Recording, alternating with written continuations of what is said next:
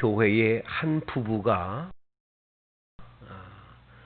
등록을 해서 교회를 이제 출석을 하는데, 이 부부는 언제나 예배당에 올 때 손을 잡고 예배당에 오고, 또 끝나고 나면 손을 잡고 예배당 밖으로 나가곤 했습니다.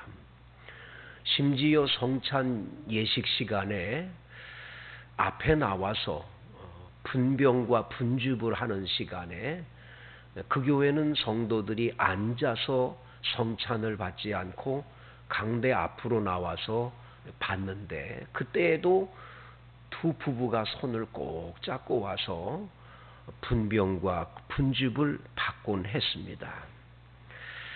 사람들은 어찌하여 저 부부는 저렇게 유별날까? 왜 저렇게 손을 잡고 저럴까? 수군거리기 시작을 했습니다.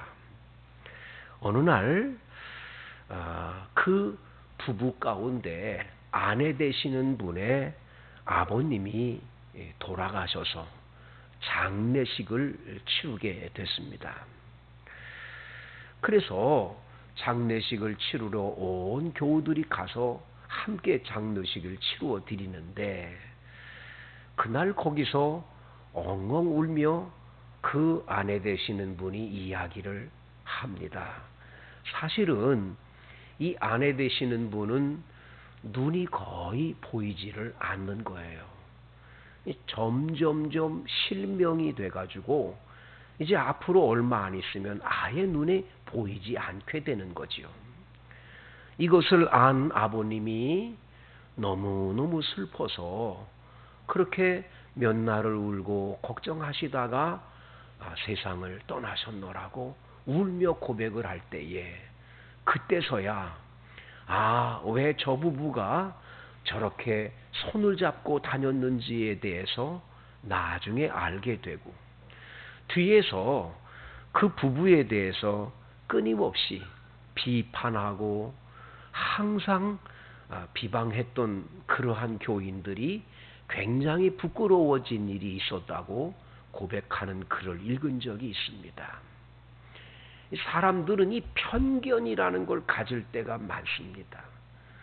자기 눈으로 생각하는 대로 저 아무개란 사람은 이럴 것이다 하는 것을 가지고 아예 편견의 눈으로 다른 사람을 바라보거나 다른 사람을 평가하는 일들이 많이 일어나고 있는 거죠. 이건 신앙생활에서도 이러한 편견은 반드시 있게 돼 있습니다. 하나님을 섬기는데 하나님을 섬기는 것에 편견적인 이 신앙이 우리에게 저절로 올 때가 많이 있어요.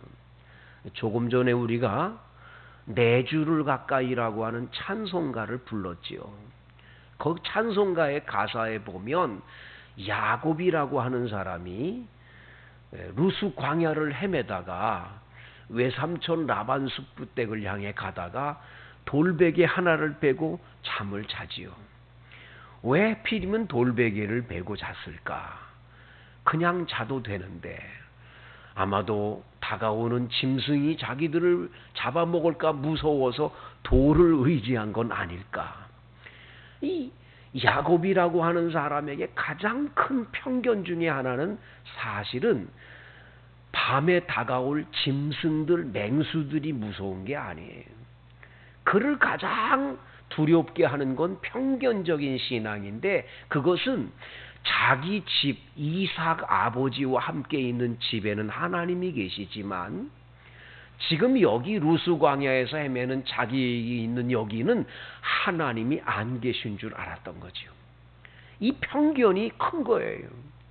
하나님은 우리 집에만 있고 여기는 안 계시다.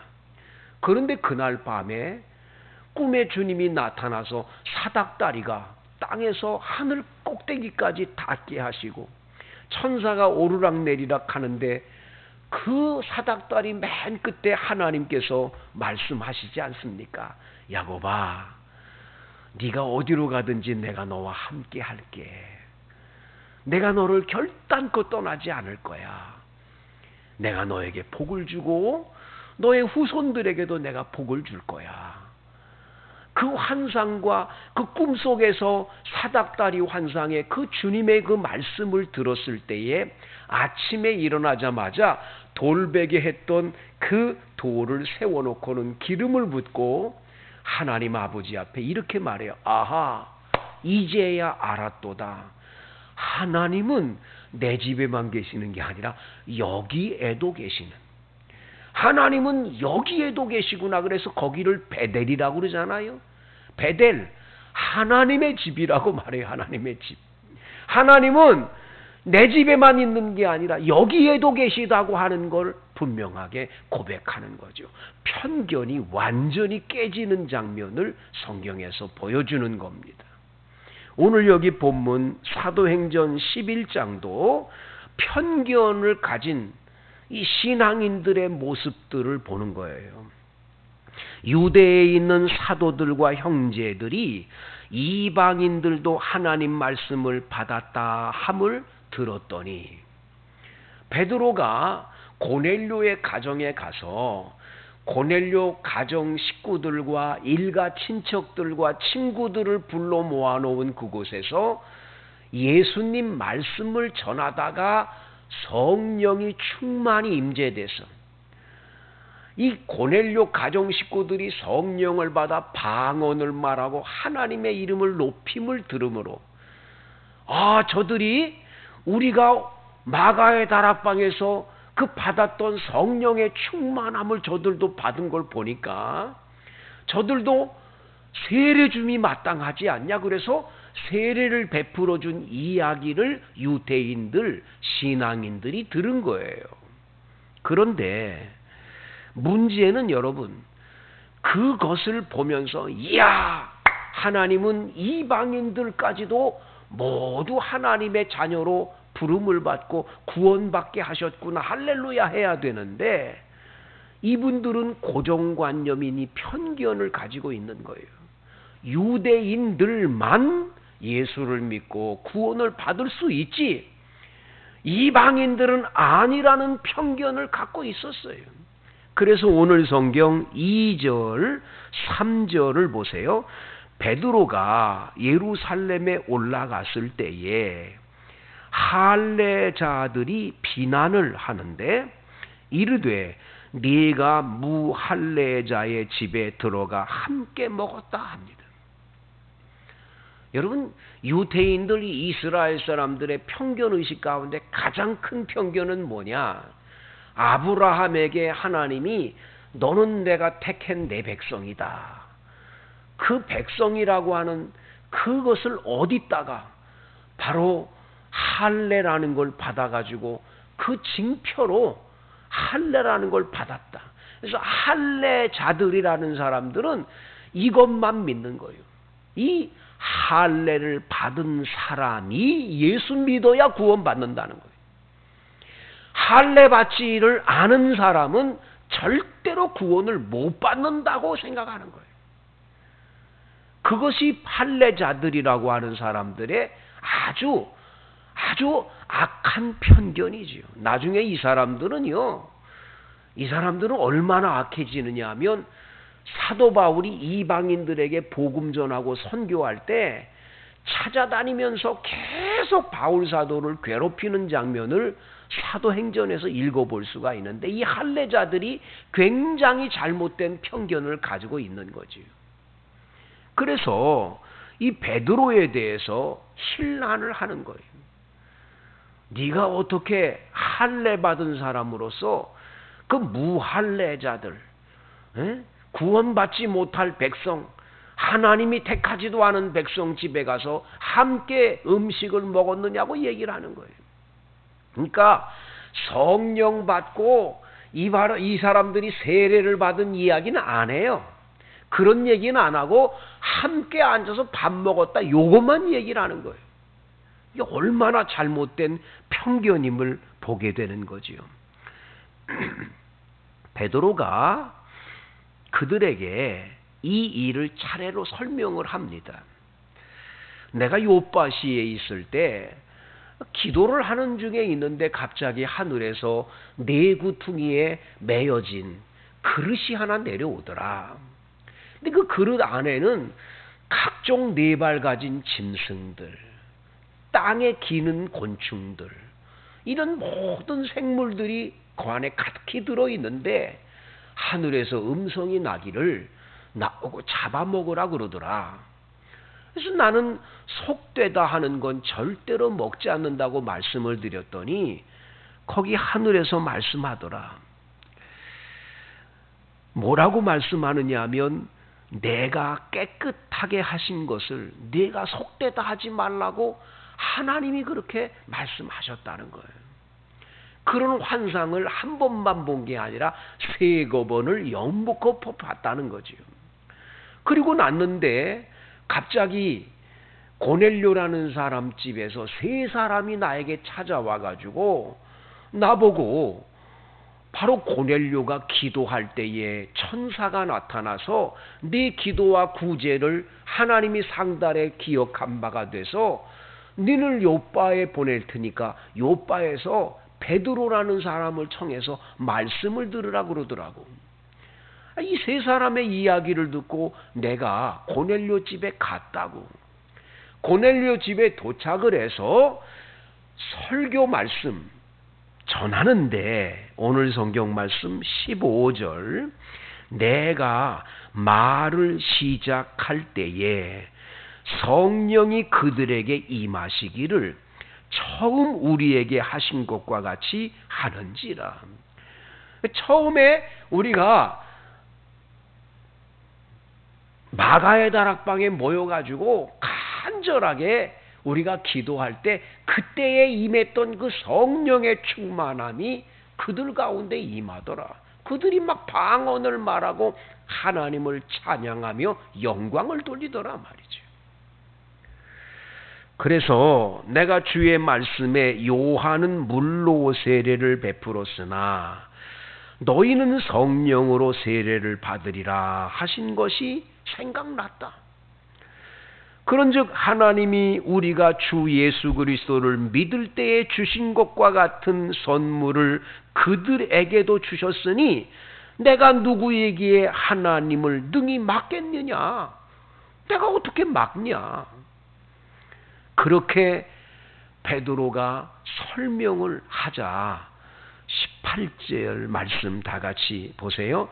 그들이 이 말을 듣고 잠잠하여 하나님께 영광을 돌려 이르되 그러면 하나님께서 이방인에게도 생명 얻는 회개를 주셨도다 하고 인정을 하는 거예요. 이래서 이것 때문에 이분들의 편견이 다 깨어져서 유태인 할례 받은 사람들에게만 전도하고 그들에게만 예수 믿으라고 복음 전하는 게 아니라 이방인들, 할례 받지 않는 이방인들, 전 세계 여러 나라에 있는 모든 백성들, 그 사람들 모두에게 예수의 복음을 전해야 되는구나 해서 이 복음의 전해짐으로 말미암아 유럽 전역에 영국에 있는 그 복음이 미국에 있는 복음이 1884년에 언더우드 아펜셀라 선교사가 한국에 와서 그 복음이 전해졌어. 오늘 여러분과 저에게까지 이 복음이 전해지는 사건이 일어나게 된 줄로 믿습니다. 여러분, 우리는 이러한 편견이 깨져야 되는데 왜 그러냐? 여기 나와 있는 이 할례자들이라고 하는 이분들의 이 편견이 왜 잘못되어 있느냐 하면 첫 번째, 예수님 말씀을 이 사람들이 잊어버렸기 때문에 편견을 갖는 거예요. 예수님은 분명히 부활하신 다음에 하늘로 승천해 올라가시기 전에 말씀을 하셨거든요. 마태복음 28장 19절 말씀에 너희는 모든 민족으로 제자를 삼아 아버지와 아들과 성령의 이름으로 세례를 주고 내가 너에게 가르친 것을 분부한 것을 가르쳐 지키게 하라는 예수님의 그 말씀이 있었잖아요. 거기에 모든 민족을 제자로 삼으라고 그랬잖아요. 사도행전 1장 8절에는 오직 성령이 너희에게 임하시면 너희가 권능을 받고 예루살렘과 온 유대와 사마리아와 그리고 어딥니까? 땅 끝까지 이르러 내 증인되라고 그랬잖아요. 근데 이 사람들은 땅 끝이라고 하는 것은 생각 안 해요. 그냥 유대인들, 할례 받은 사람들만이 구원받는다고 하는 이 잘못된 편견이 문제가 되는 거예요. 성도 여러분, 우리들이 신앙생활하면서 다른 사람을 바라볼 때 이 편견의 눈으로 바라보는 걸 빨리 버려야 되는데, 편견의 눈을 속히 버려야 되는데, 왜 우리들이 편견을 갖게 됩니까? 첫 번째 중요한 건 하나님의 말씀을 잊어버리기 때문에 편견의 눈을 갖는 거예요. 예수님께서 하신 말씀을 기억하면 편견의 눈을 가질 필요가 없이 모두를 수용할 수 있고 이해할 수 있거든요. 그런데 우리는 하나님의 말씀은 저버리고 내 생각에 의해서 남을 함부로 판단하고 함부로 선입관을 가지고 남을 바라보면서 함부로 행동을 하는 거죠. 그래서 우리들은 오늘 본문에서 우리의 편견 사상을 버리려면 첫 번째 뭐냐? 주님의 말씀을 꼭 기억을 해야 한다는 거예요. 두 번째, 여러분 이 본문에서 우리가 기억해야 할 것은 우리 주님께서는 우리들에게 이 편견적인 생각을 버리기 위해서 가져야 될 또 하나의 교훈을 본문에서 주는데 그것은 뭐냐? 남의 얘기를 다 듣고 난 다음에 그걸 판단하라는 거예요. 그냥 베드로가 저 이방인의 집에 가서 밥 먹었더라 그 얘기만 듣고 가서 막 하는다고요. 자초지정 얘기를 다 듣고 나니까 그게 아니야. 그럴 수밖에 없었던 것이 다 증명이 돼서 알려지는 거야. 많은 분들이 누가 뭐랬더라 그래 맞아 그러고 다 같이 그냥 그렇게 편견의 사상을 가지고 함부로 행동을 하는 거예요. 자초지정 얘기를 들어본 적이 있습니까? 알아봤습니까? 이 오해받고 그럴 때 보면 참 안타까울 때가 있어요. 어떤 때 이거 버선이 이어서 이건 뭐 이렇게 버선이라고 그래가지고 이걸 벗어가지고는 뒤집어 엎어가지고 보여줄 수도 없고 말이죠. 이게 참 기가 막힌 상황이 있을 때가 많다고요. 여러분 좀 얘기 좀 다 들어보고 또 한쪽만 말 듣고 함부로 그렇게 판단하지 마세요. 이제 양쪽 말을 다 들어보셔야지. 이제 한쪽만 듣고 그냥 그것 그러니까 이게 문제가 되는 거예요. 누군가가 베드로라는 저 사람이 저거 가가지고 이랬대더라 그 소문이 나가지고는 그걸 듣고는 그냥 같이 앉아서 힐난하고 비방하고. 베드로한테 들어봤어요? 베드로가 어떻게 해서 갔는지에 대한 건 들어보지도 않고 힐난하는 거예요. 이게 문제가 되는 거예요. 제발 들어보세요. 자초지정 얘기를 다 들어보고 알아서 나중에 아 그랬구나 하고 판단하는 게 중요한 거예요. 근데 이게 잘 안 돼요. 많은 분들이. 성도 여러분 간절히 바랍니다. 고정관념, 선입관, 이 편견이라고 하는 걸 빨리 버리셔야 돼요. 함부로 남에게 고정관념을 가져서 저 아무개는 사람 이렇다, 전 누구는 이렇다, 그거 빨리 버려야 됩니다. 그거 가지고는 정말로 하나님 앞에서 영광 돌릴 수 없게 됩니다. 하와이라고 하는 태평양 한가운데 섬이 있지 않습니까? 하와이 가보셨습니까? 사실 저도 하와이는 못 가봤는데요. 그 하와이의 훌라춤이 유명하고 하와이라고 하는 곳은 그 섬 한가운데 화산이 폭발돼서 생겨진 섬이기 때문에 엄청나게 더운 지역 아닙니까? 열대 지역이죠. 야자수가 많고 와이키키 해변이 굉장히 유명하다고 그러지 않습니까? 근데 한국 사람 가운데 한 사람이요, 여기에 관광을 갔다가 머릿속에 무슨 생각을 가졌냐면, 여기서 밍크 코트를 팔면 어떨까, 이런 생각을 가졌어요.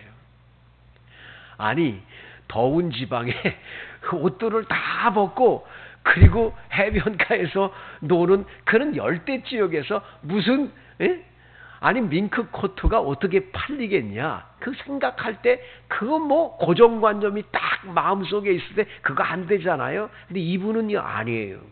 아니다. 여기일수록 더, 여기에 있을수록 더 이것이 필요하다. 이래가지고는요, 밍크 코트 가게를 거기다가 열었어요. 다 팔았을까요? 안 팔았을까요? 이게 놀라운 일입니다. 여러분, 해변으로 놀러 왔던 저 추운 지역에 있던 사람들이 이게 싸니까 사가는 거예요. 두 번째, 겨울이 찾아오기 전에 해변에 여름에 왔다가 야, 이거 여기서 이거 코트 사가자, 이래가지고 사가기 시작을 하고요. 사람들이 와가지고 이걸 사가는데 성공했어요, 이 사람. 이게 자꾸 고정관념에 이거다 저거다 이러지 마세요. 이 조금만 바뀌면 세계관이 달라지게 돼 있고 인생관이 달라지게 돼 있고 삶이 변화되는 거예요. 근데 우리가 이게 신앙인으로서 고정관념이 너무 커요.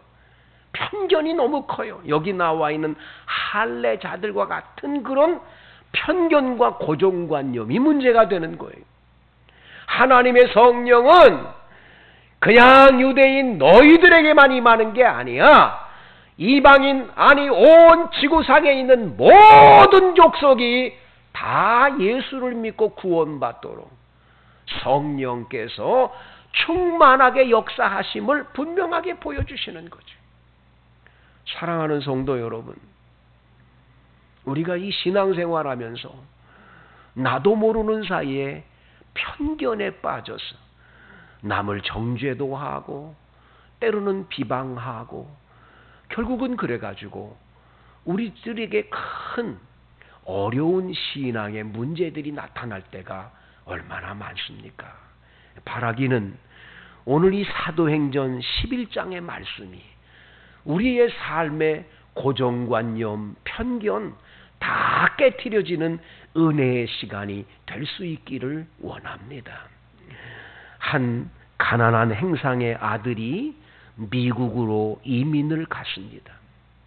얼마나 가난했는지 양초를 만들어서 파는데 그게 그렇게 힘들어서 하루 세 끼 밥 먹기도 너무 어려운 집안에서 살았지요. 이 사람은 열심히 하나님께 기도하면서 그는 인생 철학이 나를 위해, 돈을 위해 살아야 되겠다는 그런 관념을 가지고 열심히 돈을 벌었어요. 나중에 미국의 여러 지역에서 유전, 석유가 터져 나오는 것을 알고 이 사람이 그거에 투자하면서 석유 사업을 통해서 전 세계에서 가장 돈 많이 버는 부자가 됐지요. 그런데 53살 되던 해에 머리카락이 다 빠지고 얼굴에 이상하게 얼굴에서 이 색이 달라지는, 얼굴색이 달라지는 이상한 병이 찾아오면서 소화불량과 또 노이로제와 무력감과 저녁마다 잠자리에 들 때 악몽에 시달리는데 의사는 죽을 준비를 하라고까지 이야기를 했습니다. 그는 이제 세상을 떠나게 됐을 때 갑자기 하나님 앞으로 돌아가 회개 기도를 하기 시작을 했습니다. 그동안은 나를 위해서, 돈을 위해서 내 인생관을 펼쳐야 되겠다, 그리고 이기적인 마음으로 그렇게 살아왔던 고정관념을 그는 신앙의 눈을 뜨면서 깨지기 시작을 했어요. 회개를 했어요. 그는 자신의 돈을 풀기 시작을 합니다. 시카고 대학을 세우고 리버사이드 교회를 세우고 교육과 선교와 사랑을 실천하는 일에 재산들을 계속 나눠주고 부어주는 일을 시작을 합니다. 그런데 나눠주면 없어지는 게 아니라 나눠주면 나눠줄수록, 선교하면 할수록 하나님은 계속적으로 부어주는 경험을 하게 되는 거지요.